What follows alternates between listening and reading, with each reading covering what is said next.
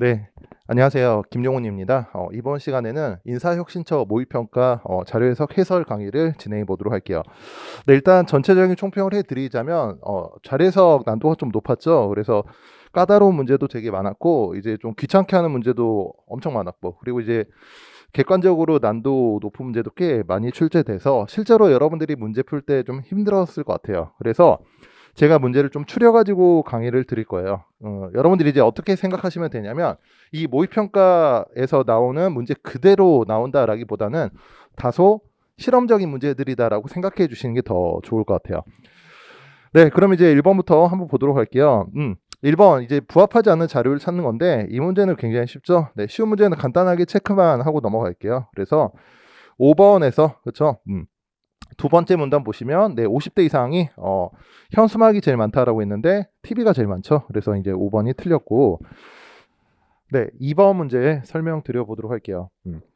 2번 문제는 이제 그 평균이 나왔으니까 여러분들이 평균의 가장 기본적인 성격 편차의 합이 0이다라는 것을 이용해 주시면 되고 그럼 이제 A가 지금 95라고 주어져 있고 그 다음 B, C, D 그 다음에 E와 F는 주어져 있죠. 43으로 주어져 있고 그 다음에 평균이 70이라고 주어져 있어요.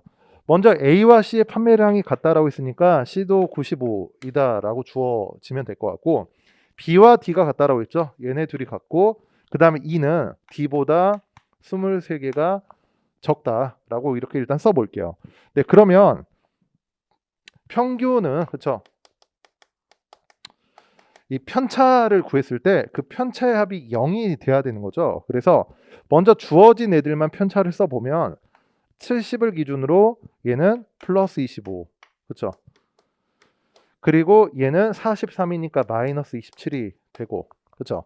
그 다음에 이제 B와 D의 숫자가 주어져 있지 않은데 그냥 B와 D의 편차를 X라고 해볼게요. 어차피 이제 얼마인지 모르는 거니까 그래서 편차 X라고 하면 지금 2도 어떻게 돼요? X에 23을 뺀 게 편차가 되겠죠. X를 그렇죠. 우리가 이제 2를 모르니까 2도 그래서 이렇게 쭉 정리하고 나서 보니까 어때요? 마이너스 23과 마이너스 27의 합은 마이너스 50 플러스끼리 더해도 플러스 50으로 X를 제외하면 편차가 0이 돼버려요. 그럼 이제 이걸 다시 정리하면 어떻게 돼요? 결국 X만 남으니까 3X가 그쵸 편차가 0이 되겠죠. 그래서 결국 X는 0이다. X가 뭐예요? B 또는 D의 평균과의 편차죠. 평균과 편차가 0이라는 의미는 그렇죠. B와 D도 평균과 마찬가지로 70이라는 이야기겠죠. 그래서 B와 D가 70이고 E는 이 70보다 23이 더 적은 숫자이기 때문에 47이 되겠네요. 그래서 B는 70, E는 47이니까 답은 1번이 되겠죠. 네, 그래서 2번은 이렇게 정리를 해드리도록 하겠습니다. 네, 그 다음에 이제 3번 같은 경우는 뭐 크게 어려운 거 없죠. 기억하고 니은 정도만 보면 되고 기억은 뭐 증가율을 비교하는 거니까 공급자 취급 부주의 23에서 29로 6 정도 증가했고 시설 미비도 똑같이 6으로 증가했죠. 그래서 시설 미비보다 공급 부주의가 더 작다가 기억이 맞죠. 그 다음에 니은 증가 방향 물어보는 거죠. 그래서 증가 감소 증가로 같으니까 기억 니은 보면 답이 나왔네요. 넘어가고 그 다음에 4번 볼까요? 4번 보시면 이제 옳지 않은 것은 이라고 했는데 지금 거기 이제 등급이 나오죠. 등급이 나오는데 뭐 1, 2, 3, 4는 여러분들이 시간이 좀 걸려도 충분히 해결할 수 있는 것이고 5번을 보시면 A와 C가 2015부터 17까지 2등급으로 일정하다라고 했는데 C를 한번 볼까요? C? C를 보시면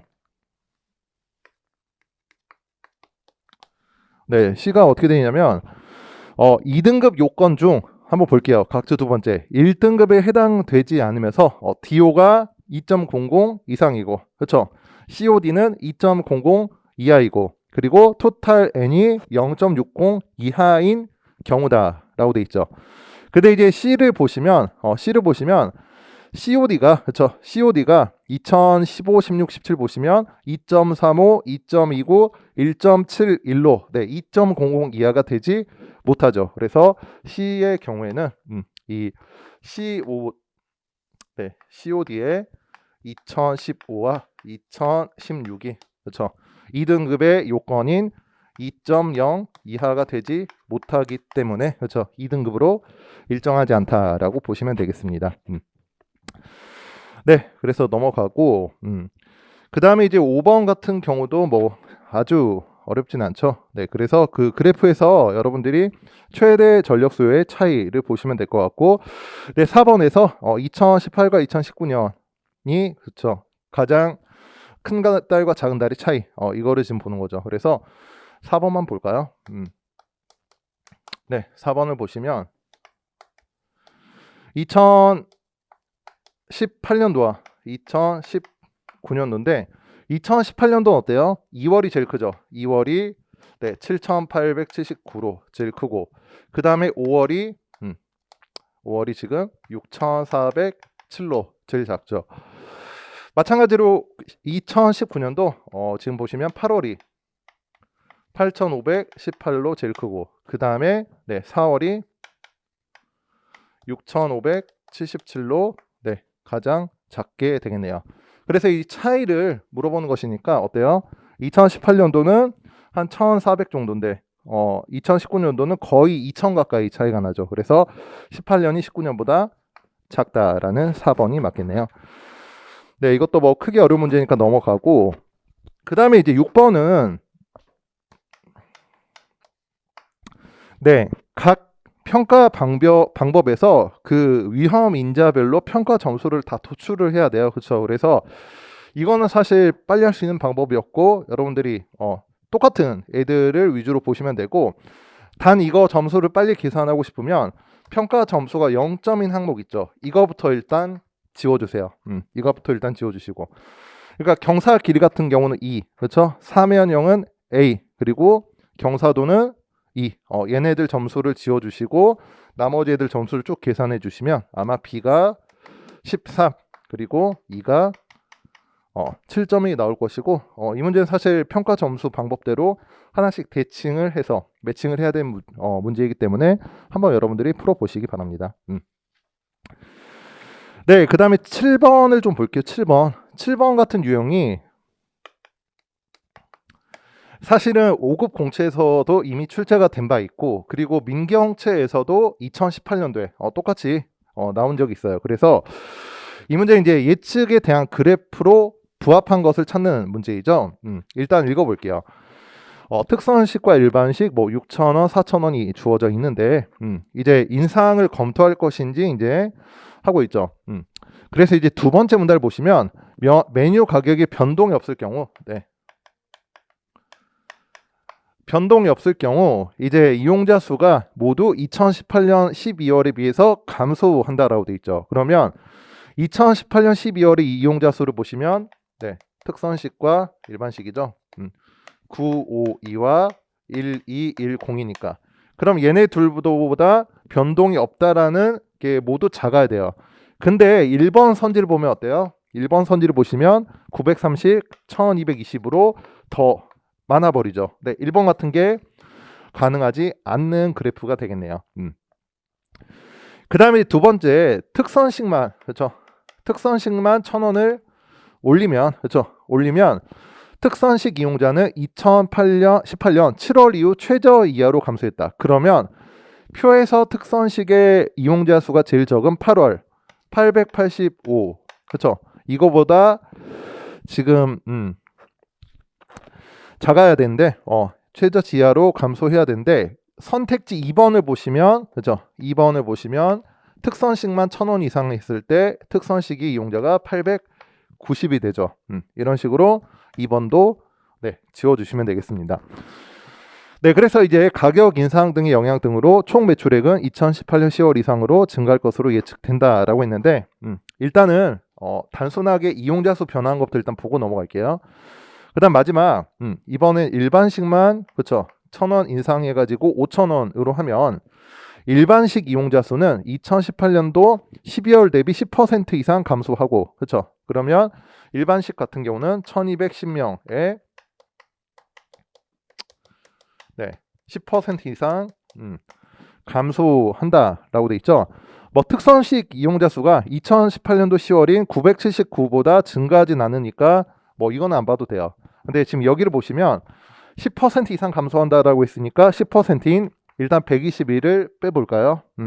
그럼 얘가 얼마가 되죠? 9, 그렇죠? 8, 그 다음에 10, 그렇죠? 1089보다 작아야 돼요. 작아야 되는데 5번 선지를 보시면 일반식만 1000원 이상 했을 때 여기가 1090이라고 돼 있죠. 그래서 얘도 안 된다라는 거죠. 네, 그럼 이제 결국 3번하고 4번이 남게 되는데 4번을 한번 볼게요. 어디를 볼 거냐면 다시 한번 이 경우로 볼게요. 특선식만 네, 1000원 이상했을 때 총 매출액이 그렇죠? 매출액이 2018년도 10월 이상으로 그러면 매출액의 10월을 보시면 그렇죠? 어떻게 돼 있죠? 5874 그렇죠? 여기는 4976인데 특선식만 인상이 됐기 때문에 특선식은 6,000원에서 그렇죠? 7,000원으로 바뀌고 일반식은 4,000원 그대로이죠. 사실 3번, 4번 둘 다 검토를 해야 되는데 4번을 검토해 볼게요. 4번. 그럼 이제 특선식은 어떻게 되죠? 특선식만 1,000원 이상 할 때 870명이니까 네, 870에 그렇죠. 7,000원씩 받으면 되겠죠. 그러면 얘가 얼마가 되죠? 7, 8이 56, 7, 7, 49니까 얘는 네. 6,090 그렇죠. 단위가 1,000원이죠. 6,090 1,000원이 되고 그 다음에 이제 일반식 같은 경우는 이 자체로 뭐 봐도 되겠지만 일반식은 지금 가격 변동이 없는 거잖아요. 그래서 일반식의 이용자 수가 원래 1,244명이었는데 선지 4번은 이게 1,180명으로 줄어들었죠. 네, 그럼 이제 인원 감소폭이 어떻게 되죠?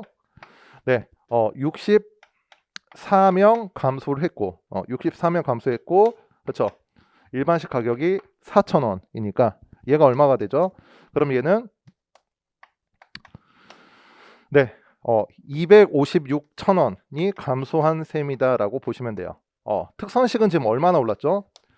5874에서 6090으로 그렇죠? 216,000원이 네, 이렇게 증가한 거죠. 그래서 그 세 번째 문단이네요. 세 번째 문단의 마지막 문장에서 특선식 이용자 수가 감소하더라도 가격 인상 등의 영향 등으로 총 매출액이 증가한다라고 했는데 특선식은 이만큼 증가를 했고 일반식은 오히려 인원수가 감소했기 때문에 네, 전체적으로 총 매출액이 감소하게 나타나네요. 그래서 4번도 틀렸다라고 보시면 돼요. 그래서 3번이 답인데 원래 이 유형의 문제가 뭐 어렵다고 볼 수도 있고 시간이 오래 걸리는 문제예요. 그래서 여러분들이 7번 같은 문제를 보시면 앞으로는 일단은 패스해야겠다라고 보셔도 좋을 것 같아요. 네, 그래서 7번 설명드렸고 네, 넘어가 볼게요. 그 다음에 8번은 그 비의 합계를 도출을 해야겠지만 일단은 이제 저도 이 문제를 처음 풀 때 기억은 좀 나중에 했어요. 왜냐하면 6km 지점까지 시간을 다 둬야 되니까. 그리고 니은 비의 완주기로 이것도 60분 이상이다라고 있으니까 이 문제는 어떻게 해야 되냐면 분과 초를 따로따로 더하세요. 분과 초를 따로따로 더해가지고 보시면 되고 그 다음에 C 디귿에서 3, 4km 구간에서 B는 C에게 추월당했다. 그러면 2, 3km 구간까지를 모두 더하든지 아니면 얘네들의 시간차를 계산해가지고 접근을 하시면 되겠습니다. 네, 그래서 리을까지 한번 풀어보시고 이건 여러분들이 충분히 풀 수 있는 문제 같으니까 넘어가도록 할게요. 네, 그 다음에 9번 볼까요? 9번을 보시면 전기요금 지수가 나와 있는데 이렇게 볼게요. 한국이 75, 95라고 되어 있고 OECD 평균이 네, 기준점이니까 얘가 100, 100이죠. 근데 실제로 한국의 요금은 100kW시당 각각 가정용은 이게 120달러. 그렇죠? 그 다음에 이제 산업용은 여기가 95달러래요. 95달러. 네, 그럼 이제 이게 어떻게 되죠? 95달러인데 이게 95 수준이니까 OECD 평균은 산업용의 경우에 100이 실제로도 100달러가 된다라고 보시면 되고, 그 다음에 이제 OECD 평균의 이 100은 75인 한국이 120이니까, 그쵸? 어떻게 보면 돼요? 75를 기준으로 100은 25 증가했죠. 증가율로 따지면 3분의 1 증가했으니까 120에 3분의 1을 증가시키면 돼요. 무슨 말이냐면 75대 120, 그렇죠? 100대 x로 두고 여러분들이 방정식을 푸셔도 돼요. 그래서 이렇게 보면 25 증가했고 75를 기준으로 3분의 1만큼 증가한 거죠. 그래서 여기도 3분의 1만큼 증가해야 되니까 120의 3분의 1 수준인 40, 40 증가하면 되겠네요. 그래서 이 x는 160달러가 되겠죠. 네, 그래서 이것만 하면 여러분들 문제 풀 수 있으니까 이거는 여러분들이 정리를 해 보시기 바랍니다. 네, 그 다음에 10번 볼게요. 10번이 표 차트 변환형 문제이고, 제가 이제 수업 시간에 많이 강조 드렸던 것처럼 표 차트 변환형 문제가 굉장히 까다롭죠. 그래서 이것을 다 찾으려고 하면 너무 어렵고, 일단은 1번과 2번 먼저 검토하시고 이제 3, 4, 5 중에서 봐야 되는데, 사실 저는 1, 2, 4, 5 보고 3번을 답으로 하긴 했어요. 근데 만약에 3번을 먼저 보실 거라면 3번에 보통 이제 연도 같은 경우는 역순으로 검토하는 게 좋거든요. 역순 검토하자. 기억해 두시고, 그 다음에 2018년도 보시면 공기업, 준정부기관, 기타 공공기관 중 이제 눈에 보이는 이제 항목이 공기업이죠. 왜냐하면 공기업이 정확히 25.0%라고 일단 표시가 되어 있죠. 그러면 올라가서 공기업을 한번 볼게요. 얘가 눈에 띄는데, 그럼 이제 전체가 9,070이고 여성이 2,087이니까 얘가 어때요? 거의 25%인 4분의 1이 되어야 된다는 거죠. 근데 어때요? 이렇게 곱해서 보시면 거의 8,000하고 300 정도밖에 안 되죠. 9,000에 못 미치기 때문에 이게 틀렸구나 라고 보셔도 될 것 같아요. 네, 그래서 매칭형 문제는 유형적으로 보면 너무 어려운 유형이니까 이 정도만 말씀드리고 넘어가도록 할게요. 네, 그 다음에 이제 11번은 이제 매칭형 문제이고, 여기서 여러분들이 먼저 해야 될 게 가장 크다라는 두 번째 조건부터 하면 되겠죠. 그래서 이것도 여러분들이 뭐 크게 어렵지 않으니까 풀어보시고 넘어가도록 할게요. 네, 그 다음에 12번 볼게요. 12번. 이 문제가 조금 까다로운데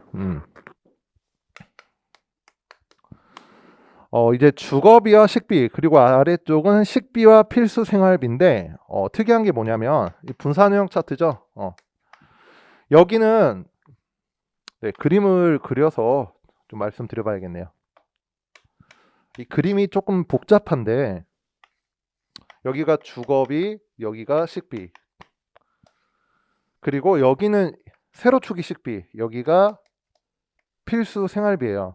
그래서 각 주가 필수 생활비는 주거비, 식비, 의복비라서 여러분들이 의복비를 도출을 해야 되는데, 어떻게 맞춰보시면 되냐면 일단 얘랑 얘를 더하고 얘까지 더해야 필수, 그쵸? 생활비가 도출이 되죠. 그래서 얘네 둘을 더해가지고 이 Y축의 숫자랑 비교해 보는 게 제일 쉬울 것 같아요. 네, 그래서 1번부터 볼게요. 의복비를 물어보는데 A와 B를 물어보고 있죠. 일단 A는 주거비, 식비 합해서 90, 30이니까 120이 되죠. 120인데 A의 식비가 그쵸? 120이니까 90이니까 90인 애들을 보면 A는 필수 생활비가 150 또는 160이 돼요. 누가 될지 모르죠. 여기서 주거비와 식비 합인 120을 빼주면 얘는 얼마가 돼요? 의료비가 적어도 30 또는 40이 되겠죠. B는 어때요? B는 필수 생활비가 100인데 여기서 주거비와 식비 합 30, 60이죠. 그래서 90을 빼면 10이 되겠네요.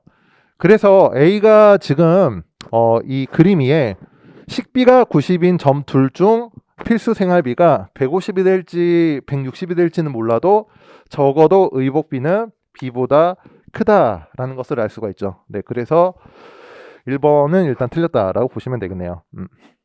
그 다음에 2번 의복비가 0원인 가구는 이제 아예 한 곳이다라고 되어 있는데 일단 이 둘의 합이 그렇죠. 의복비가 0원이라는 것은 식비와 주거비 합이 필수 생활비와 같다라는 거죠. 네, 그래서 여기서 합인 애와 그쵸, 여기서 필수 생활비가 동일한 애들을 찾으면 일단 I죠. 네, I가 70, 60, 130이고 그쵸. 필수 생활비도 네, 이렇게 써볼까요? I의 경우 70과 60이고 그쵸. 식비 주거비니까 차례대로 써볼게요. 네, 70, 60이고 필수 생활비가 그림 위에서 130이죠. 그 다음에 이제 또 찾아야 돼요. 이게 시간이 오래 걸리는 선지인데 잘 찾으셨다면 J도 있어요. 그쵸? J를 보시면 네, 170이니까 그쵸?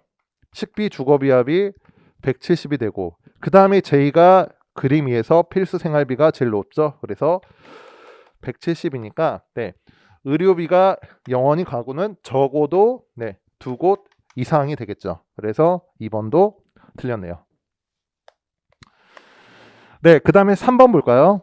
주거비가 40만 원 이하인 가구의 의복비는 네, 각각 10만 원 이상이다 라고 되어 있는데 주거비가 40만 원 이하이다 라는 것은 이 그림 1에서 주거비 40을 기준으로 왼쪽에 있는 애죠. 그래서 A, B, C가 돼요. 네, A, B, C가 되고 의복비 어떻게 구해요? 그러면 의복비는 어떻게 구하냐면 네, A는 아까 구했죠.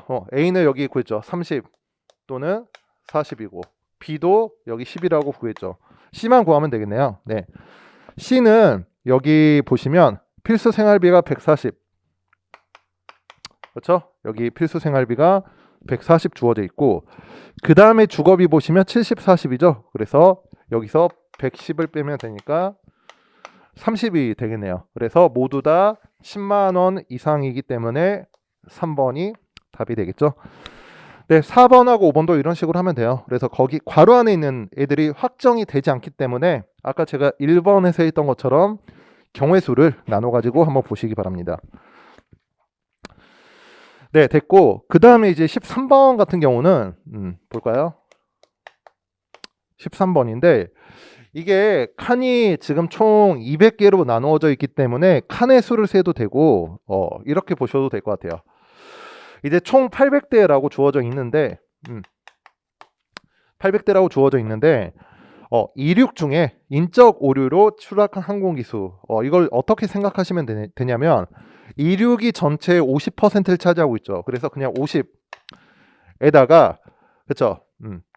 그 다음에 이제 인적 오류로 지금 추락했다라고 했으니까 인적 오류가 차지한 비중은 지금 이륙 중 55%예요. 그렇죠? 그냥 55라고 써볼게요. 얘는 착륙 중에 원인 불명으로 그렇죠? 착륙이 전체의 15죠. 그렇죠?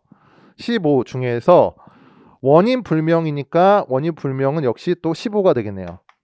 그렇죠? 그냥 써볼게요. 왜냐하면 이제 정확한 숫자를 물어보는 게 아니니까. 그렇죠? 이거에 12배 이상이다 라고 했으니까 그렇죠? 이것만 이제 계산을 해주면 되겠죠. 네, 그래서 네, 5 나누면 13 여기도 5 나누면 3 네, 여기는 11 그렇죠? 그리고 12, 3, 3이니까 한 번 더 나눠줄까요? 6 5 네, 그래서 그냥 단순히 계산해도 되겠네요. 여기는 55 여기는 9, 6에 54가 되니까 그렇죠? 기억이 맞다라고 간단히 보면 되겠죠. 네, 니은도 똑같죠? 니은 비행 중에 원인 불명으로 추락한 항공기수는 그럼 비행이 35%고 그 중에 원인 불명이 15죠. 15% 수준. 착륙 중에 착륙이 이제 15%이고 그렇죠. 기계 결함이 지금 50에서 85니까 역시 35죠. 네, 얘네 둘은 같죠. 그래서 니은은 틀렸네요. 더 많다라고 했으니까. 네, 그 다음에 디귿만 볼게요. 네, 리을은 여러분들이 보시고, 디귿은 이제 56대 더 많다라고 했는데, 제가 지금 계속 이 비율로만 접근을 해드렸죠. 그래서 전체 800대 중 56대가 더 많은 거니까 얘는 7%포인트 더 많다라고 해석하시면 돼요. 네. 그래서 이제 이렇게 볼게요. 인적 오류로 추락한 항공기 중, 그렇죠? 이륙 중에 기계 결함으로, 그렇죠? 추락한 항공기보다 이만큼 더 많다라는 거죠. 그래서 일단 비행 35% 중, 그렇죠? 이거 35를 기준으로 볼까요? 35 기준으로 40%니까 얘는 전체의 3, 42, 네, 5, 4, 20이니까 전체의 14%가 되죠.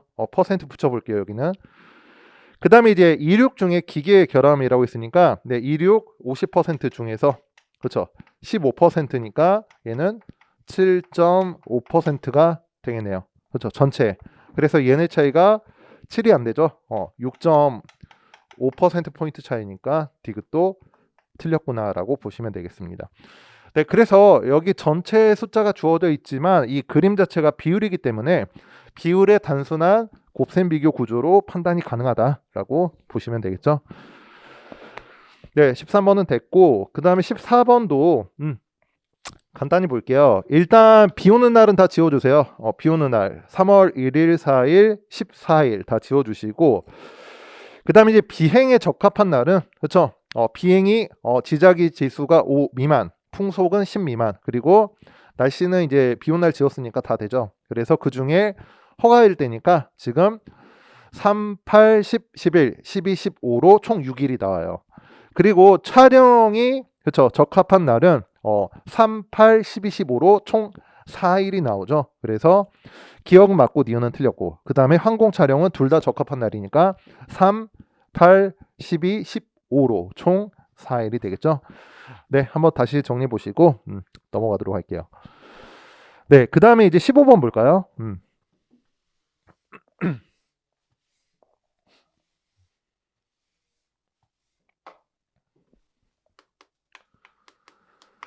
아, 15번인데 지금 이제 구하라는 것을 먼저 생각하셔야 돼요. 면적이 가장 넓은 산림 경영 단지를 물어봤죠. 이제 표를 보시면 작업 임도 비율, 간선 임도 길이, 임도 밀도라고 되게 생소한 용어들이 적혀 있는데, 일단 이 경우에는 발문부터 볼게요. 발문에서 구하라는 게 뭐예요? 면적이죠. 일단 기본, 그죠? 이걸 중점적으로 해볼게요. 얘는 어디 있냐면 각주사에 있어요. 각주사에 임도 밀도는, 네, 산림 경영 단지 면적인데 편의상 면적이라고 할게요.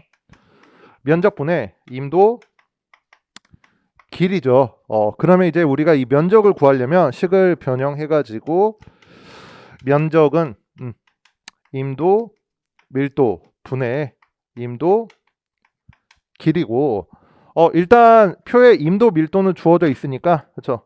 임도 밀도는 주어져 있으니까 임도 길이만 구하면 되겠네요. 네, 임도 길이는 어디 있죠? 임도 길이는 각주일에 있죠. 네, 각주일을 보시면 임도 길이는, 네, 작업 임도 길이에다가 간선 임도 길이를 더해야 되고, 그 다음에 이제 각주 2와 각주 3을 함께 볼게요. 이게 뭐예요?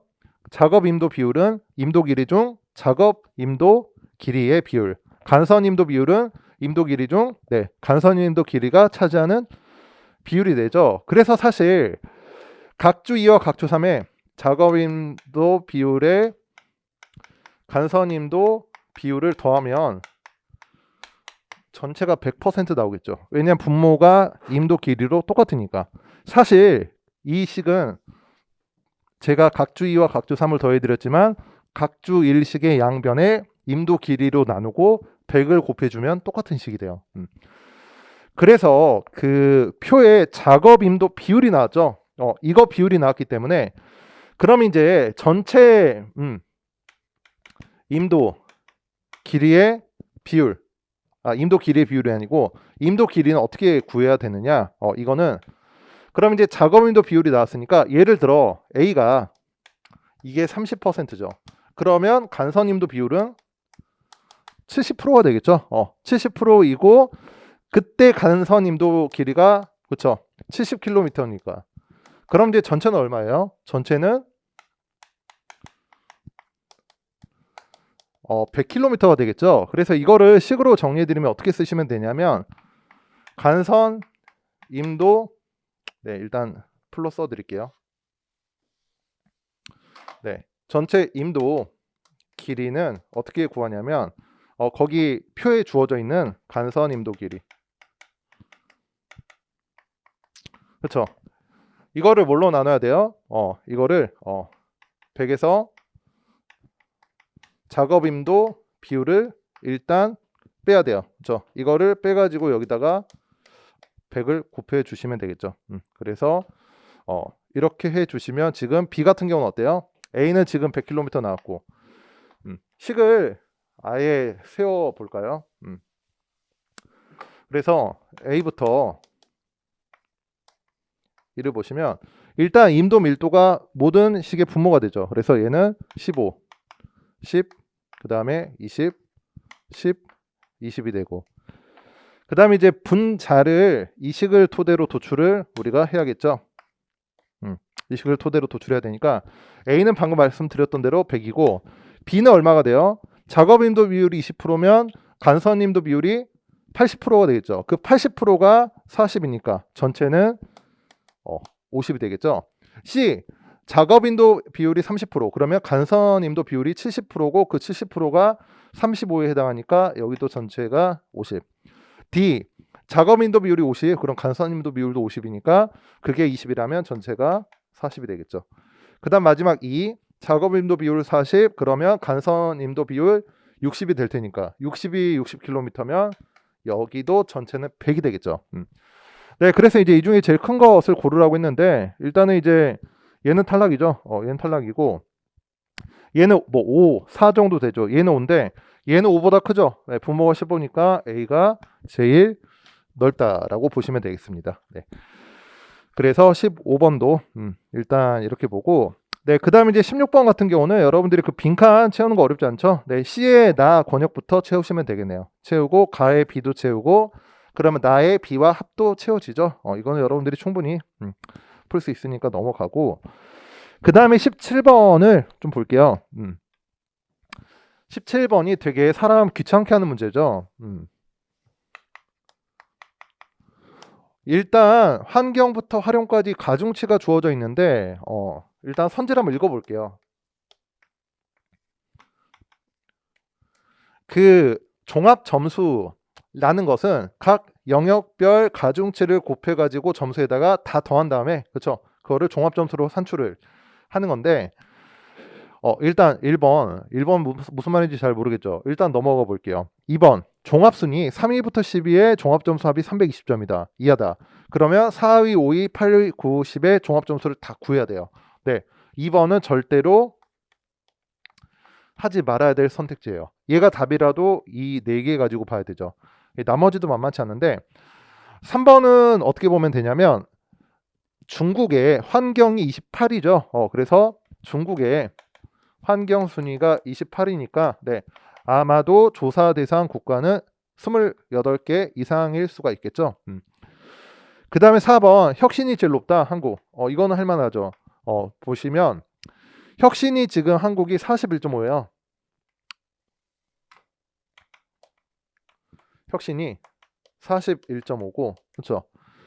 근데 이제 이게 제일 높냐? 환경을 보니까 그렇죠. 62.9짜리가 있죠. 62.9짜리가 있는데 가중치를 고려해야 영역 점수가 나오죠. 그래서 혁신 경우에는 0.25, 환경 같은 경우는 0.15. 네, 이렇게 도출이 되니까 그럼 이제 곱셈 비교를 해볼까요? 이 둘의 곱이니까 얘는 그냥 4, 1, 5, 25 숫자 그대로 써볼게요. 6, 2, 9, 1, 5 그렇죠? 그럼 이제 여기는 10 정도 증가했으니까 증가율로 따지면 이제 60% 넘죠. 그렇죠? 60% 거의 이제 70% 가까이 되고 이렇게 보면 어때요? 4, 2로 6, 2구니까 네, 증가율 폭이 플러스 214가 되겠네요. 그렇죠? 그래서 여기는 4, 5, 20 근데 4, 6에 24. 그쵸? 여기는 60%가 안 되죠. 그래서 이거보다 이게 증가율이 더 크니까 네, 혁신이 더 높은 게 맞네요. 그래서 이 둘만 비교하면 되고, 그 다음에 5번은 어떻게 해결을 해야 되냐? 5번을 볼게요. 5번 같은 경우는 일본의, 그쵸? 일본의 활용 영역 원점수, 일본의 현재 활용 영역이 57.2점이죠. 이게 중국으로 원점수 비교했을 때 같아진다라는 거면 이게 73.6이 된다라는 소리예요. 그렇죠? 그럼 이제 점수 상승을 이렇게 하는데, 그럼 이제 종합 점수가 바뀌냐라는 것은 지금 2위인 중국의 47.04 이거를 3위인 일본이 41.48인데 이거 점수 상승 가지고 이것을 뒤집을 수 있냐 이런 뜻이거든요. 근데 보면 일본 같은 경우는 57.2에서 73.6으로 현재 16.4점 증가했는데 현재 활용 영역이 가중치가 얼마나 되죠? 활용 영역이 0.25로 그렇죠. 즉 전체 종합 점수의 가중치가 0.25니까 4분의 1이라는 뜻이에요. 4분의 1. 그래서 얘를 4로 나눠서 더해줘야 돼요. 그러면 실제로 종합 점수는 몇 점이 오르냐면 16.4가 아니고 4.1점만 오르게 돼요. 네, 4.1점만 오르기 때문에 여기서 4.1점을 더한다 할지라도 45.58이니까 여전히 중국이 더 높게 되죠. 그래서 순위가 바뀌지 않는다라는 게 결론이에요. 네, 그래서 5번이 답이고, 네, 2번은 안 할 거예요. 2번 안 할 거예요. 제가 심심해가지고 계산기로 돌려보니까 너무 이게 계산이 너무 복잡해져서 이거는 이제 패스하고 1번을 볼게요. 1번. 1번이 무슨 말이냐면 성과 영역을 보시면, 그렇죠? 성과 영역을 보시면 그 1위부터 10위 중 성과 순위가 제일 높은 게 미국이, 그렇죠? 2위라고 돼 있죠. 근데 2위인데 점수가 54.8, 그렇죠? 54.8이라고 되어 있고, 그 다음에 이제 한국의 8배 이상이냐라고 했죠. 지금 한국이 뭐 순위는 상관없어요. 한국이 6.7인데 그렇다면 이제 8배 이상인 국가가 있느냐? 2위가 54.8이니까 1위는 54.8보다는 크겠죠. 그래서 한국의 8배를 하면 얼마가 되죠? 68, 48, 78, 56이니까 53.6이 되겠네요. 네, 그래서 네, 1등은 얘보다 더 크니까 네, 있다라고 볼 수가 있겠죠. 네, 그래서 17번도 이 정도로 봤네요. 네, 그 다음에 18번인데 18번이 되게 계산이 까다롭죠. 그래서 뭐 피해액, 행정면적, 인구, 1인당 피해액이 주어져 있는데 일단 인구랑 1인당 피해액을 곱하면 피해액이 도출되겠죠. 이건 이제 계산이 너무 많아가지고 일일이 제가 하진 않을 텐데,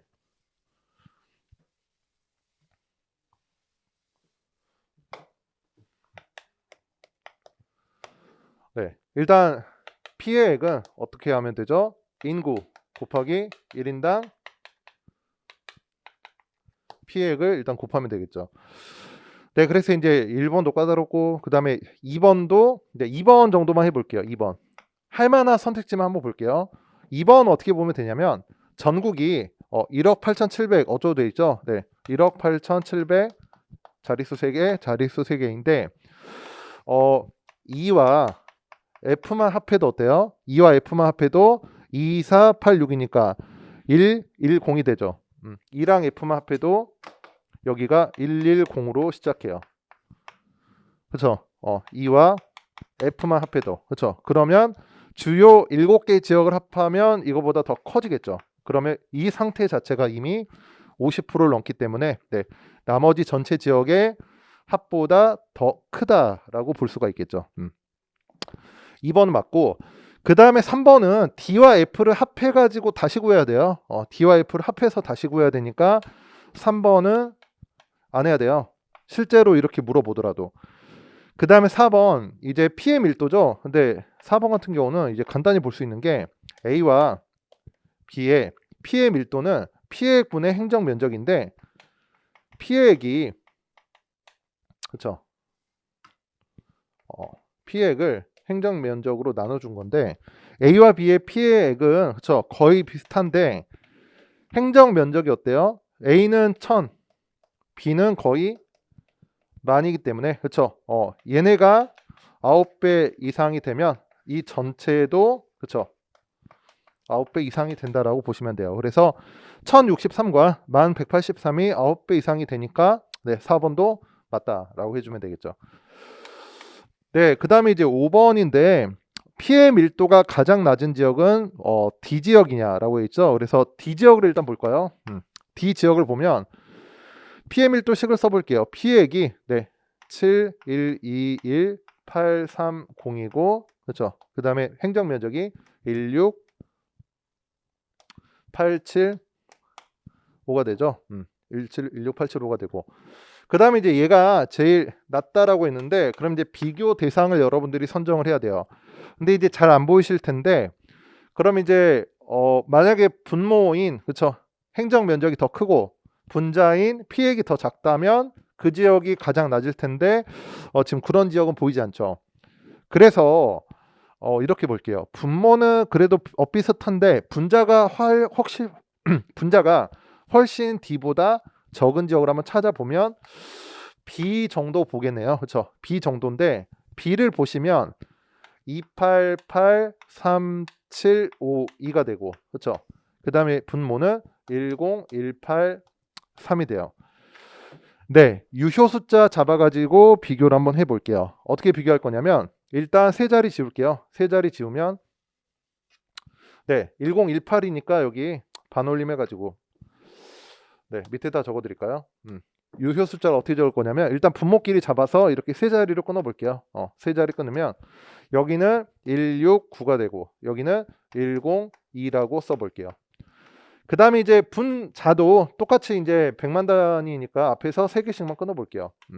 그러면 여기도 712가 되고 여기도 288이 되겠죠. 네, 이렇게 보면 되게 쉽죠. 얘는 어때요? 그냥 딱 봐도 100이 288이니까 3보다 더 작고 그렇죠. 여긴 어때요? 169니까 뭐 200이라고 봐도 200의 3배는 600이니까 여기는 3보다 무조건 크죠. 그래서 네, D가 B보다 더 크니까 D가 가장 작지는 않다라고 분수 비교해 주시면 되겠습니다. 네, 그래서 18번 문제도 1번 제가 쓰지도 않았죠. 네, 1번하고 3번 정도는 넘어가시고 네, 2, 4, 5 위주로 문제를 풀면 되겠네요. 네, 그 다음 넘어가서 19번 볼까요? 19번 문제도 조금 까다로운 부분이 있는데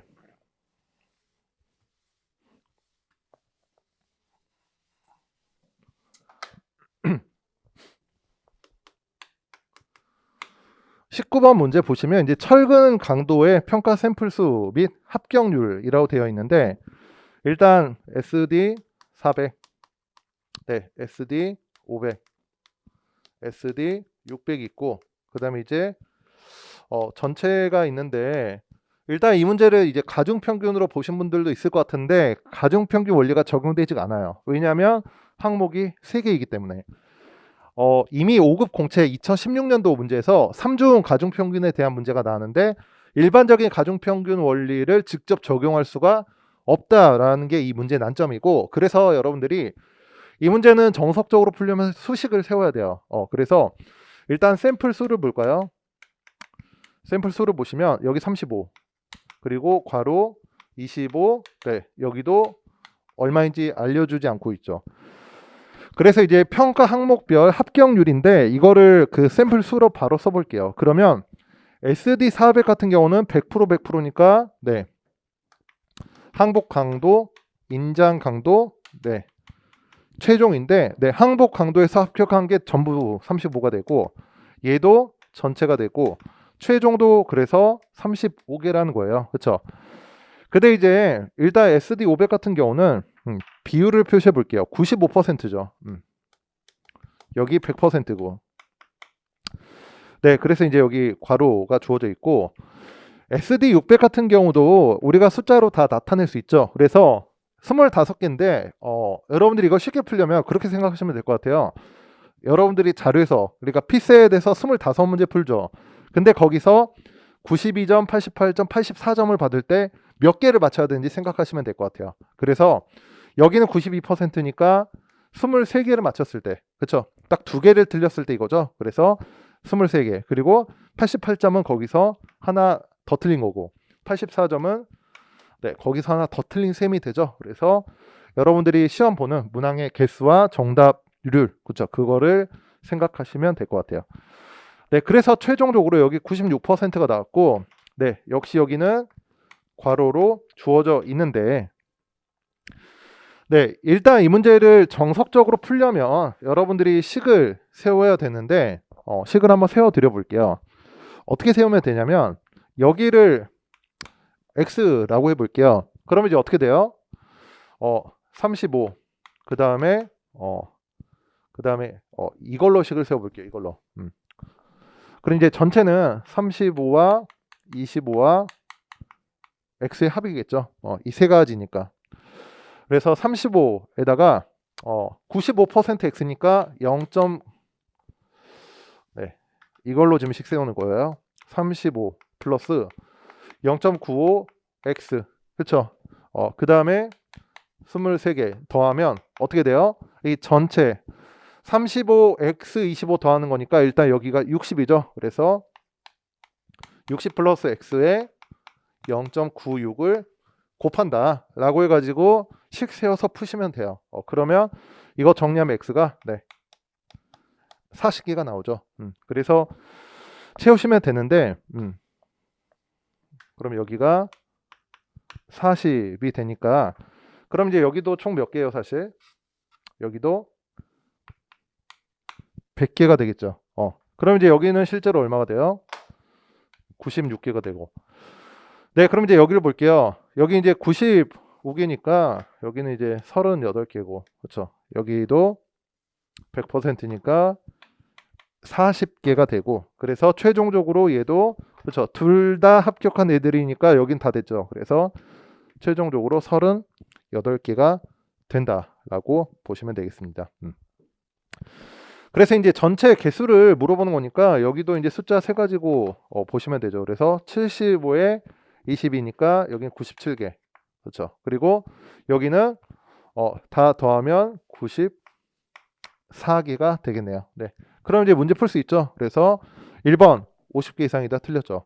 2번 이게 이제 문제인데 보시면 23개고 22개죠. 근데 이제 2번 선택지처럼 인장 강도에서 합격한 22개가 모두 23개도 합격했으면 여기가 21이 아니고 22가 나와야 돼요. 근데 21이 나왔다라는 것은 그렇죠. 모두 합격하지 못했다라는 거죠.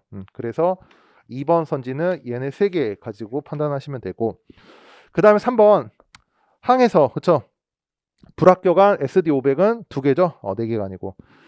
4번 최종 불합격한 것은 이제 6개죠. 그래서 5개 이하가 아니죠. 그 다음 5번 항복 강도 평가에서 불합격한 SD600 몇 개죠? 2개죠. 2개는 SD500과 같다. 네, 2개니까 5번이 답이 되겠네요. 최종 불합격한 SD500이니까 역시 2개죠. 그래서 여기도 2개 불합격, 여기도 2개 불합격이니까 5번이 답이 된다라고 보면 되겠죠. 그래서 일반적인 가중평균 원리가 적용되지가 않고 이런 식으로 여러분들이 식을 세워서 접근을 해야 된다라고 정리를 드릴 수 있겠네요. 네, 그 다음에 이제 20번 넘어갈까요? 20번 문제인데, 네, 얘도 사실 뭐 크게 어렵지는 않은데,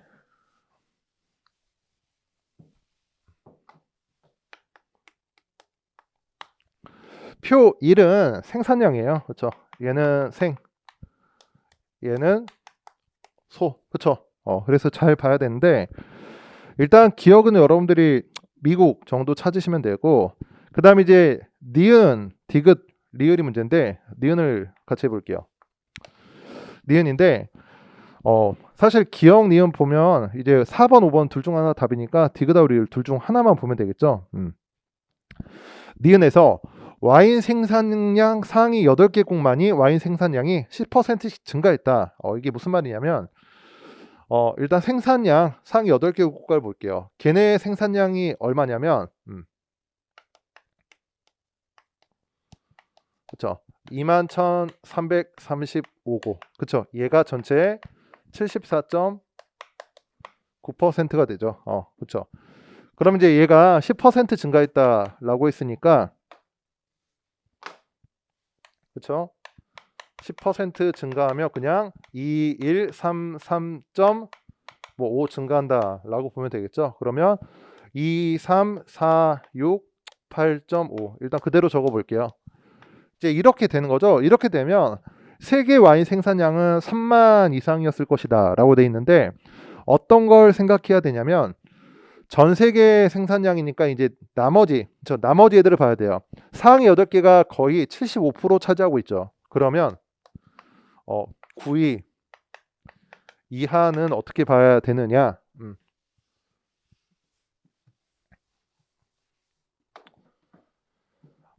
9위 이하는 이제 74.9니까 여기가 25.1%잖아요. 그래서 여러분들이 이거를 빨리 보는 방법이 뭐냐면 여기를 대충 75라고 볼 수 있고 여기도 25라고 볼 수 있으면 얘와 얘가 1대 3이 되죠. 그러면 2만 1000이니까 3으로 나누면 거의 한 7천 얼마 되겠죠. 그래서 7천 정도라고 볼게요. 실제로는 7천보다 조금 더 크겠죠. 2만 1000에 335가 붙어 있으니까. 네, 그럼 어때요? 9이하가 원래 7천인데 얘네들은 증가하지 않았죠. 그래서 얘만 증가하고 나머지 7천을 더해주면 어떻게 돼요? 23,000, 7천이니까 3만 이상은 되겠네요. 네, 그래서 기억, 니은도 맞죠. 기억은 그냥 미국 맞고, 네, 니은은 이렇게 보시면 될 것 같아요. 네, 디귿하고 리을인데 디귿만 볼게요. 네, 디귿. 중국의 와인 소비량은 세계 와인 생산량의 6% 미만이다라고 했죠. 중국의 소비량이 어떻게 돼요? 중국의 소비량은 표 2에 있죠. 중국의 소비량은 1600. 그렇죠? 1600이고 세계 와인 생산량은 어떻게 구해요? 우리가 아까 이렇게 지금 구해놨잖아요. 그렇죠? 2015년도 그렇죠? 상위 8개 생산량 그리고 9이하 생산량이니까 대략적으로 보시면 2만 8천 정도로 보면 되겠네요. 네, 2만 8천 정도니까 그러면 이제 6% 미만이다 라고 했죠. 그래서 여기에 6%면 얼마죠? 2만 8천의 6%니까 2만 8천의 6%면 2만 8천의 6%면 지금 2만 8천의 6%면 1200에 4800이니까 얘가 한 1680 정도죠. 1680 정도인데 실제로는 이거보다 조금 더 크죠. 그러니까 이거보다 더 커질 것이 확실하기 때문에 중국의 소비량보다는 얘가 더 많죠. 그래서 6%보다 더 작다라는 거죠. 6%보다 작다니까 디귿도 옳은 선택지가 되겠네요. 네, 그래서 일단 답은 4번이 되겠죠. 그래서 일단 이렇게 보시면 될 것 같고 리을도 뭐 어렵지 않으니까 여러분들이 한번 해보시면 되겠네요. 네, 그 다음에 이제 21번인데 21번도 되게 좀 까다롭죠. 네, 먼저 A 영업이익이 제일 많다. 그럼 A는 어디예요? A는 거기 선용품 공급업이 되고 그 다음에 B B가 이제 10% 이하의 영업이익률이 아니라는 거죠. 그래서 영업이익률은 매출액 대비 영업이익이고 10% 넘는 게 하역업이다. 이것까지도 어렵잖아요. 그렇죠? 근데 C를 보니까 사업 최당 매출액 부산항 해운 항만 사업 전체보다 적더라고 있죠. 그럼 이제 전체를 봐야겠죠. 전체. 네, 전체를 보시면 2, 3, 2, 1, 1, 9 그렇죠. 2, 3, 2, 1, 1, 9 그렇죠? 그리고 사업체 수가 4,511이니까. 그렇죠? 그럼 이제 비율이니까 이렇게 일단 잘라 볼게요. 잘라서 그럼 이제 대충 얼마죠? 네, 50보다 크죠? 네, 50보다 크고 50보다 크고 그다음에 이제 이거보다 이제 적다라고 했으니까 찾아야겠죠. 50 이하를 찾아야 되고 그게 이제 대리중개업, 항만부대업, 선용품 공급업. 그다음에 이제 수리업인데 어차피 이제 선용품 공급업은 들어갔으니까 빼고 이 중에서 사업체당 영업이익이 3억 원을 초과한다. 이거를 찾는 거죠. 그래서 이 셋 중에 이 항만부대업만 그렇죠. 항만부대업이 3억 원을 초과하죠. 그래서 항만부대업이 그렇죠. C가 된다라고 보시면 돼요. 그 다음에 이제 D 마지막 D인데 사업체당 영업비용과 하나만 보면 되겠죠. 사업체당 매출액이 가장 작은 것은 누가 돼요? 네, 수리업이 15 정도죠. 네, 지금 이제 사업체당 영업비용이 한 15 정도니까 유일하게 10대로 수리업이 제일 작아요. 그래서 이 네 개를 일단 찾아주시면 되겠네요. 그래서 이제 이 문제 일단 이거 찾는 거는 조금 시간이 걸리는데 선지 보시면 이제 여기에 사업체를 모두 더해야 되잖아요. 근데 더하지 마시고 일단 힌트를 드리면 선택지가 숫자로 돼 있죠. 그러면 1의 자리 숫자를 보세요. 1의 자리 숫자를 보시면 1번부터 27, 2, 9, 3이에요. 2로 끝나면 1, 3번 중에 하나니까 다시 해야 되겠지만 7, 9, 3으로 끝나면 다 더하지 않아도 되죠. 그래서 선용품 공급업은 사업체 수가 3으로 끝나고 그렇죠. 그 다음에 3으로 끝나고 그 다음에 이제 두 번째로 하역업은 지금 5로 끝나고 그 다음에 항만부대업은 그렇죠. 지금 3으로 끝나고 수리업은 8로 끝나니까 더하면 8에다가 그렇죠. 11 그래서 1과 8의 합이니까 1의 자리 수가 9로 끝나요. 그래서 답은 4번이다 라고 하시면 되겠습니다. 네, 그래서 21번도 잘 정리해 두시고 그 다음 22번인데 22번은 마치 상황 판단 문제 같죠? 상황 판단 문제인데 이거 어떻게 보는 게 쉽냐면 지금 이제 1회당 비용을 보시면 오염도 강도 치수 측정은 비용이 크지 않아요. 근데 가공 작업을 보시면 열 가공이 굉장히 크죠. 그래서 일단은 열 가공이 큰 애가 비용이 많이 들어가겠다라고 보시면 되고 네, 그렇다면 좀만 지우고 쓸게요. 그러면 이제 열 가공이 들어가는 게 클 테니까 열 가공이 들어가는 게 뭐가 있어요? 강도 측정을 했을 때 10 이상이 되지 못하면서 4 미만이 그쵸? 4 미만이 그쵸? 아닌 것. 그래서 강도가 그쵸? 강도가 지금 이제 4 미만이 아니라고 했으니까 5에서 그쵸? 10 이상이 아니어야 되니까 9인 그쵸? 5에서 9인 애들이 열 가공 과정을 거쳐야 될 가능성이 높기 때문에 그쵸? 얘네들이 이제 비용이 가장 많은 애들 중 하나라고 보셔도 될 것 같아요. 그렇죠? 그리고 이제 가장 적은 걸 찾아야 되는데 A를 보시면 오염도 측정 한번 하고 그렇죠? 오염도가 5 이하도 아니고 10초가이기 때문에 A 같은 경우는 오염도 측정 한 번만 하고 끝나요. 그래서 비용이 가장 적은 것은 일단 A가 되고 그럼 비용이 많은 것은 B하고 C 둘 중 하나거든요. 근데 B와 C 보시면 B는 강도가 8, 그렇죠? C는 강도가 11. 그래서 B를 중심으로 여러분들이 비용을 계산을 한번 해보시면 될 것 같아요. 그래서 이것만 보더라도 그렇죠? 강도가 이 범위에 있는 애들은 열가공 처리를 해야 되는데 얘가 50,000원이나 들기 때문에 비용이 많이 들 가능성이 높다라는 점에서 한번 접근을 해보시기 바랍니다. 네, 그 다음에 이제 23번 볼게요. 23번은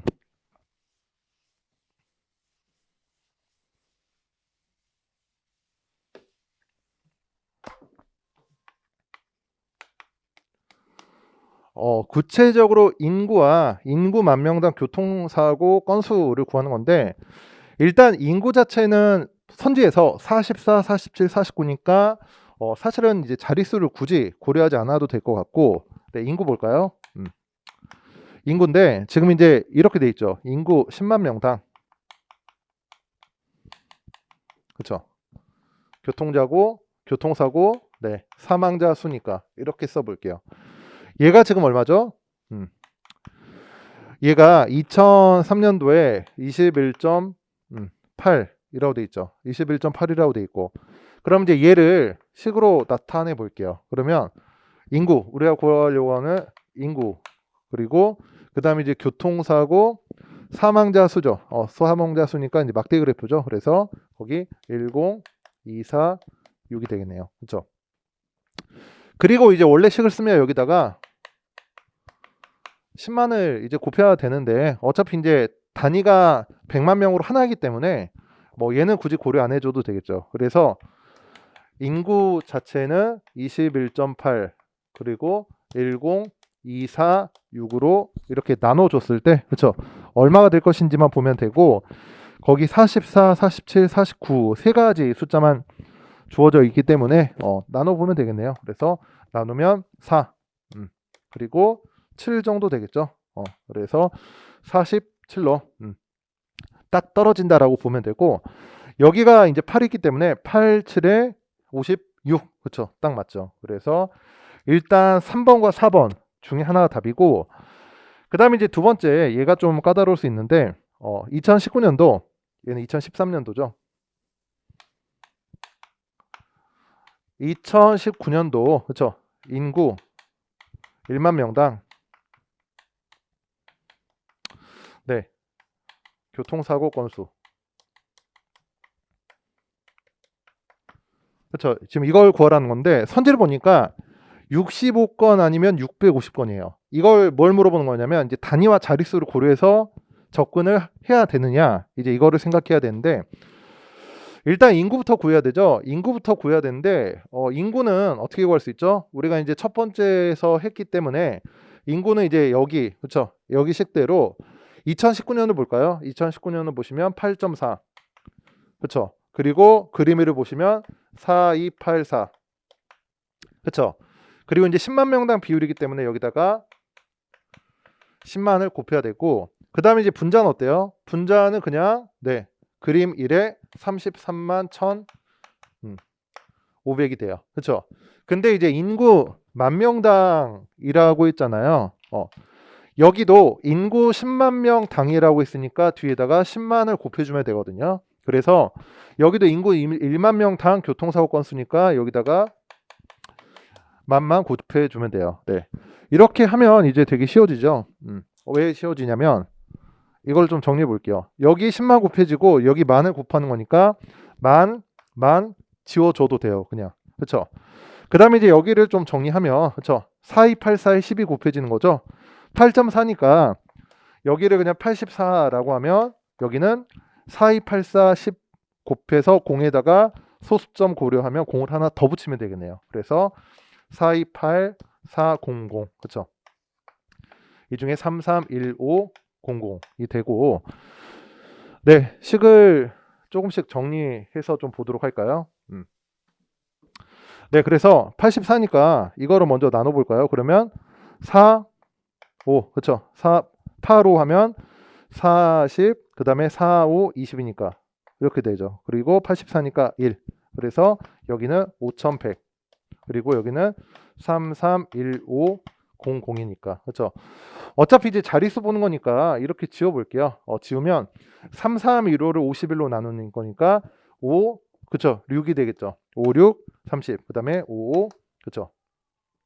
255가 될 테니까 얘는 그냥 65가 된다라고 보면 되겠습니다. 네, 그래서 650이 아니고 3번인 65가 된다라는 거죠.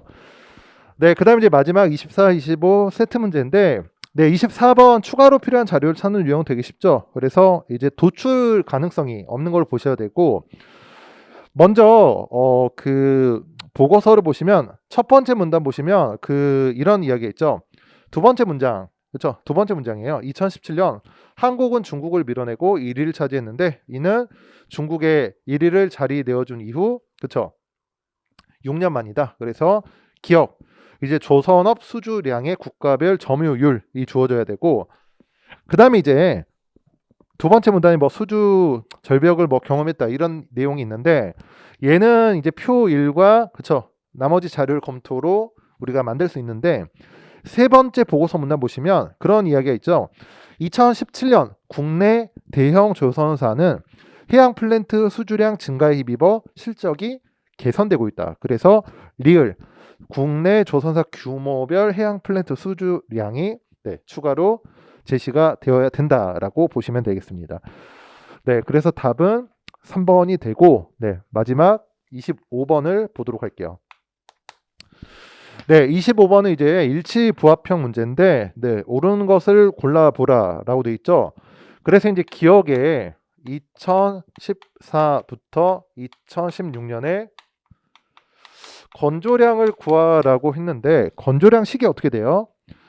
건조량식은 그 표 1 아래쪽에 각주를 봐야 되는데, 해당 연도는 당이라고 쓸게요. 그리고 전년도는 전이라고 쓰면 해당 연도 수주 잔량 당잔이라고 써볼게요. 얘는 뭐예요? 전년도 수주 잔량. 그렇죠? 여기서 해당 연도 수주량에서 해당 연도 건조량을 빼야 돼요. 그러면 이제 건조량을 구하려면 어떻게 해야 돼요? 해당 연도 건조량은 어떻게 되죠? 전년도 잔량에서 당해 연도 잔량을 빼주고 다시 당해 연도 수주량을 더해야 되는 거죠. 근데 이제 문제가 뭐냐면 표에서 지금 이제 표 1을 보시면 2014, 15, 16의 수주량은 이제 주어져 있어요. 그렇죠? 얘는 주어져 있고, 역시 이제 2014, 15, 16의 해당 연도 수주 잔량도 주어져 있죠. 근데 뭐가 문제예요?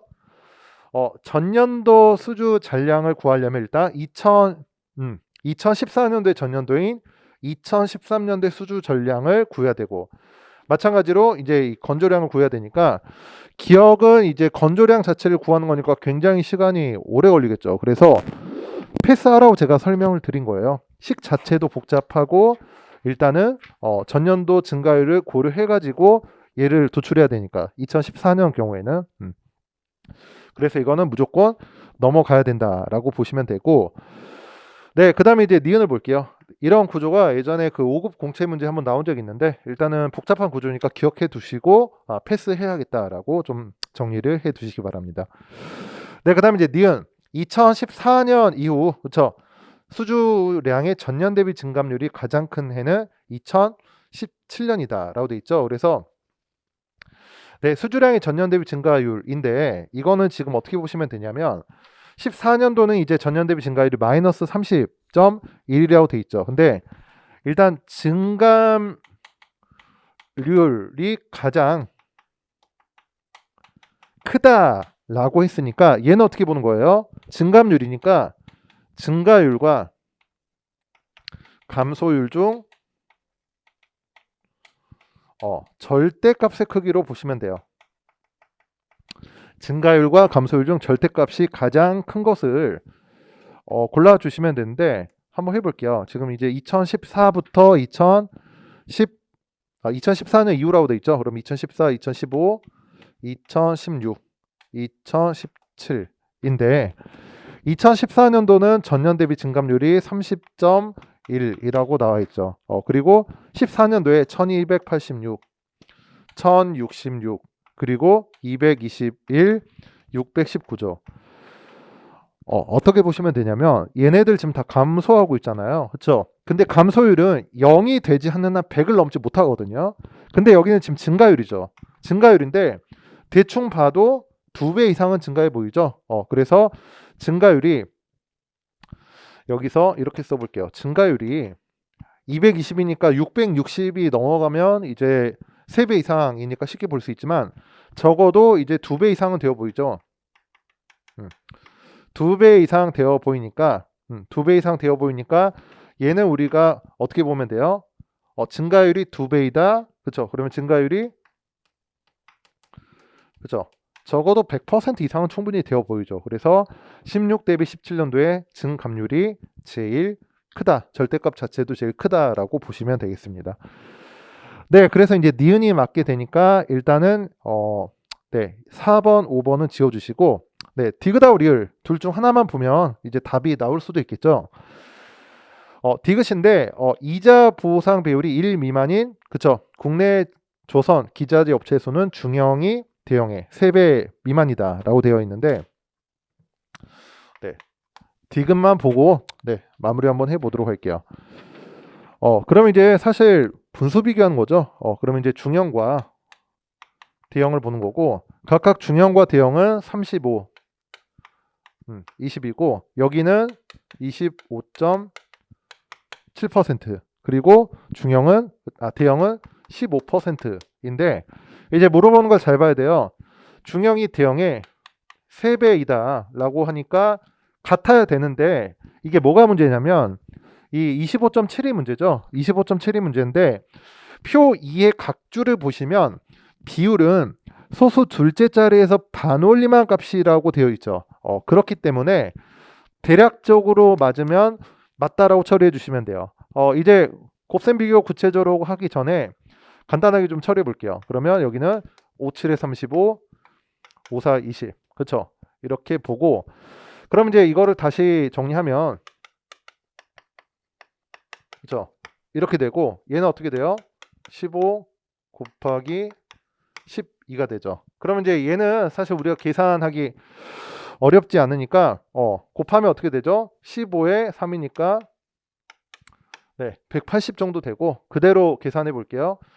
여기도 어떻게 되죠?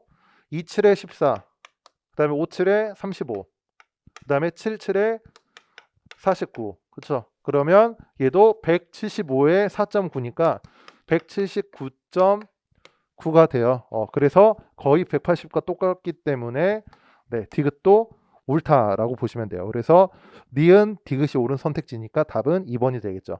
그래서 다시 한번 설명드리면, 소수점 둘째 자리에서 반올림한 값이기 때문에 비율을 이렇게 쓴 거고, 대략적으로 숫자가 일치하면 옳은 것으로 처리하시면 된다라는 거죠.